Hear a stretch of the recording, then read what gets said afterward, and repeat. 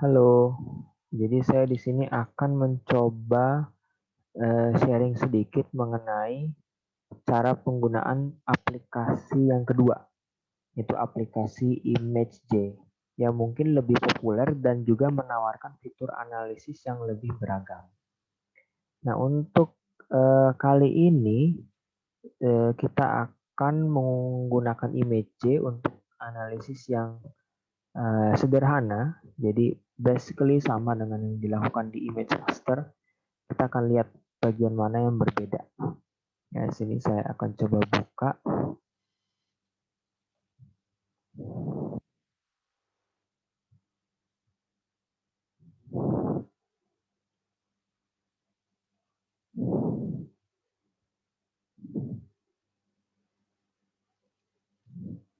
Oke, nah jadi di sini sudah terbuka tampilan dari ImageJ. Nah, untuk tutorial kali ini saya akan menggunakan gambar daripada foto mikrograf ginjal ukuran 40 kali menggunakan CX33. Nah, cara untuk membuka filenya sebenarnya sama. Jadi Anda bisa file, open, atau Anda bisa drag file tersebut diarahkan ke aplikasi Image dan akan terbuka window yang baru. Nah, di sini saya akan geser sedikit ya. Nah, di sini setelah gambar terbuka, maka hal berikutnya itu sama seperti yang dilakukan di image raster, yaitu melakukan kalibrasi terlebih dahulu. Nah, kalibrasinya itu juga sama, yaitu dengan menggunakan gambar dari mikrometer yang difoto menggunakan pembesaran dan mikroskop yang sama. Atau kalau Anda sudah memiliki gambar yang sudah memiliki skala, maka akan memudahkan proses kalibrasi ini. Pada kasus ini karena gambarnya polos, maka kita bisa melakukan kalibrasi menggunakan gambar yang lain. Caranya adalah silakan Anda buka gambar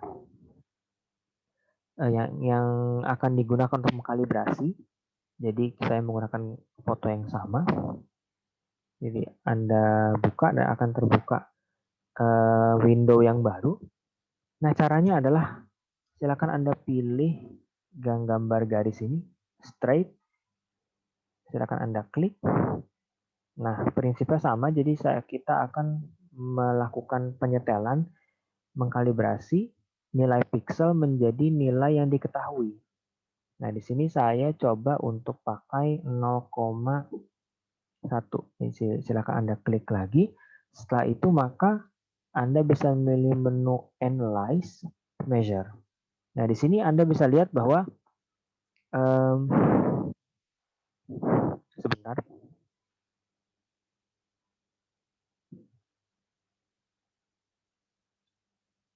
abaikan saja. Nah, Anda bisa melihat di sini areanya ada 985 pixel untuk satu garis ini. Nah, kita ingin mengkalibrasi bahwa 985 pixel itu sama dengan 0,1 mikrometer. Caranya adalah dengan kita pilih Analyze, kemudian Set Scale, kemudian, nah, karena kita tadi baru saja melakukan measurement, maka secara otomatis dia akan masuk ke sini, distance in pixel 984, sekian-sekian. Kemudian kita bisa masukkan nilai known distance, yaitu nilai yang diketahui. Apa itu nilai yang diketahui? Yaitu nilai senilai garis yang kita buat tadi, yaitu 0,1 mikrometer. Nah, di sini unit of length-nya berapa? Kita bisa ubah ya, misalnya mikrometer gitu. Nah, maka skalanya itu 9840 sekian-sekian pixel per mikrometer. Nah, Anda bisa memilih untuk set global, artinya adalah Anda tidak perlu melakukan kalibrasi berulang kali untuk setiap gambar yang Anda analisis, dengan catatan gambar yang Anda analisis itu menggunakan perbesaran yang sama. Kalau berbeda gimana? Anda harus melakukan kalibrasi lagi seperti yang dilakukan di image raster. Bedanya image raster dapat menyimpan skala kalibrasi itu. di image J tidak gitu ya. Nah, di sini saya pakai misalnya global. Silakan Anda pilih OK. Nah, untuk mengecek apakah kalibrasi Anda sudah berhasil atau tidak, Anda bisa membuat garis yang sama, seukuran yang sama, kemudian Anda pilih Analyze Measure, maka akan berubah di sini. Yang tadinya di pengukuran yang pertama tadi itu 984 pixel, sekarang berubah menjadi 0,1 mikrometer. Ya, jadi 0,1 karena sudah kita kalibrasi. Jadi 984 pixel sama dengan 0,1 mikrometer. Ya gitu. Kita akan hapus ini. Nah, itu fitur yang pertama. Jadi pertama kita harus lakukan kalibrasi. Setelah selesai, Anda bisa tutup gambaran. Nah, Anda ingin menganalisis gambar ini. Misalnya, fitur yang sama yang bisa Anda lakukan adalah counter. Nah, Anda bisa pilih gambar ini, titik-titik bintang ini, multi point. Kalau Anda klik kanan, maka ada pilihan point tool. Point tool berarti Anda hanya bisa memilih satu saja. Dan ketika Anda memilih yang lain, maka titik yang sudah Anda tandai akan hilang. Kalau multi point itu digunakan jika Anda ingin melakukan penghitungan. Maka setiap kali Anda memberikan titik akan terhitung. Nah, akan dimunculkan di situ angkanya. Nah, misalnya saja Anda ingin menghitung berapa sih jumlah sel yang mengelilingi tubulus ini. Nah, kalau Anda merasa kurang besar, Anda bisa melakukannya. Anda bisa membuatnya lebih besar dengan fitur zoom. Nah, kemudian Anda bisa lakukan perhitungan. Misalnya saya ingin menghitung ini 3, 4, 5, 6, 7, 8. Katakan ada 9 sel yang mengelilingi tubulus ini. Dan lain sebagainya gitu ya. Nah, fitur yang lain yang ditawarkan itu sama seperti tadi, misalnya measure. Anda ingin melakukan measurement, katakan ingin mengukur seberapa besar sih diameter tubulus ini gitu ya. Nah, Anda bisa memilih fitur garis lurus tadi, straight, ditarik, set. Nah, Anda bisa memilih menu analyze measure. Maka di sini akan muncul length-nya. Nah, maka diameter daripada tubulus ini adalah sebesar 0,01 mikrometer. Kemudian Anda ingin mengukur tubulus yang lain. Anda bisa lakukan hal yang sama, kemudian analyze, measure, maka akan muncul di deretan yang kedua untuk 0,018 dan seterusnya. Bagaimana jika Anda ingin mengukur luas? Katakan Anda ingin mengukur luas daripada tubulus ini. Maka dengan fitur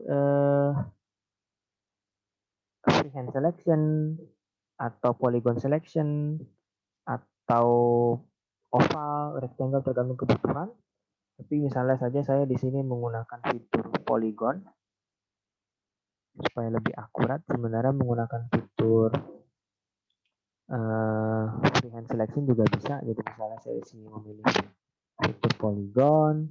Jadi silakan Anda kelilingi sel yang Anda ingin ukur areanya.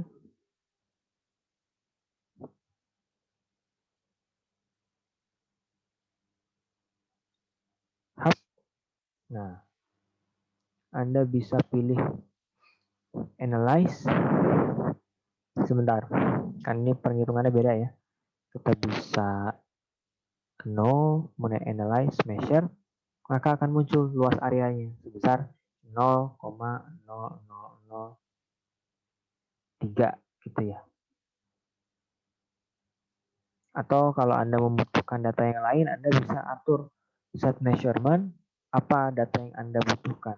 Misalnya Anda membutuhkan perimeter, atau variance diameter, dan lain sebagainya. Maka akan muncul di sana.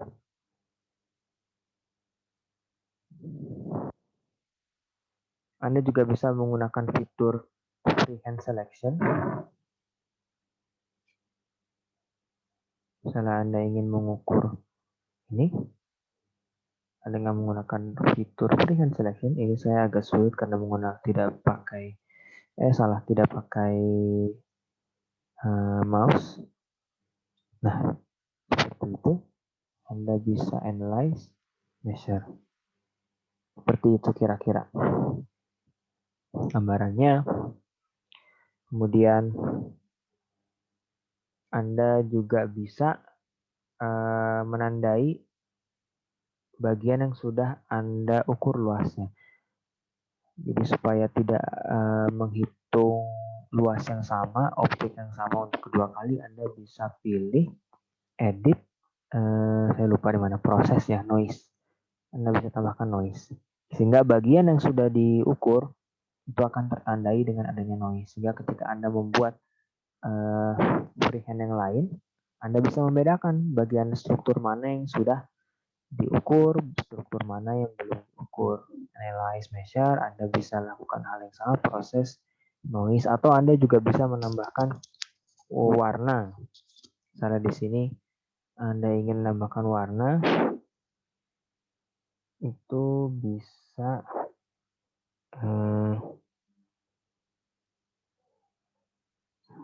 pilih ya.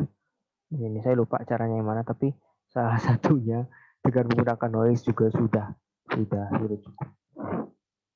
Gitu. Nah, katakan Anda sudah selesai melakukan pengukuran, nah Anda ingin simpan, kemudian Anda ingin mengukur rata-ratanya, Anda bisa pilih result, summarize, maka ada muncul di sini min, standar deviasi, minimum dan maksimum. Anda juga bisa save file ini ke CSV untuk Anda analisis lebih lanjut. Gitu. Nah, hal yang lain yang Anda bisa lakukan, Anda juga bisa membuat skala atau menambahkan teks. Cara membuat skala, Anda bisa melakukan analyze, kemudian tool, pilih scale bar, karena tadi kita sudah lakukan kalibrasi, maka sebentar. Nah, skala yang dimunculkan itu sudah otomatis ya. Di mana ya, lupa. Tool, scale bar. Nah, Anda juga bisa mengatur posisinya.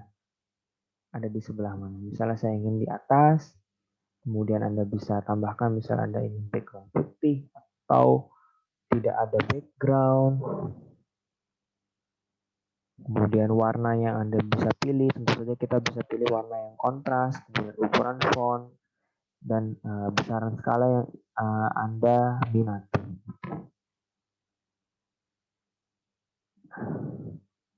Oke, kemudian misalnya Anda ingin memberi penanda, misalnya saya ingin menandai ini, Anda bisa tambahkan tanda panah ya. Nah, Anda setiap kali Anda menambahkan tanda panah, Anda bisa draw, kemudian Anda tambahkan lagi, misalnya Anda ingin menandai bagian yang ini. Nah, edit, draw, dan seterusnya. Atau Anda ingin menambahkan teks. Misalnya Anda ingin menambahkan label di situ. Katakan di sini saya beri nama struktur 1 ya. ST1 atau misalnya A gitu. Nah, Anda juga bisa atur lebih lanjut mengenai klik kanan ya. Font, kemudian style, ukuran, dan lain sebagainya. Setelah Anda pilih close, edit, draw. Nah, fitur-fitur yang sama yang bisa Anda temukan di image J maupun image raster. Tentu saja ada banyak analisis lain yang bisa dilakukan oleh image J. Image J jauh lebih powerful daripada image raster. Karena image raster itu tujuannya hanya measurement sederhana. Nah, tetapi untuk tutorial kali ini kita hanya membahas fitur-fitur sederhana daripada image C. Begitu.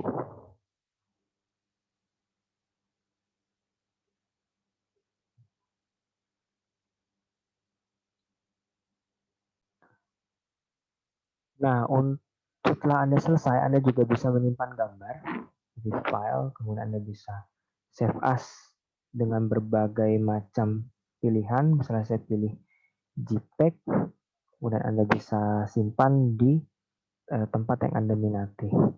Misalnya saya pilih di sini, save. Nah, maka gambar yang sudah Anda beri notasi, sudah Anda beri skala dapat tersimpan di sana. Begitu. Kiranya itu yang bisa saya sampaikan. Terima kasih.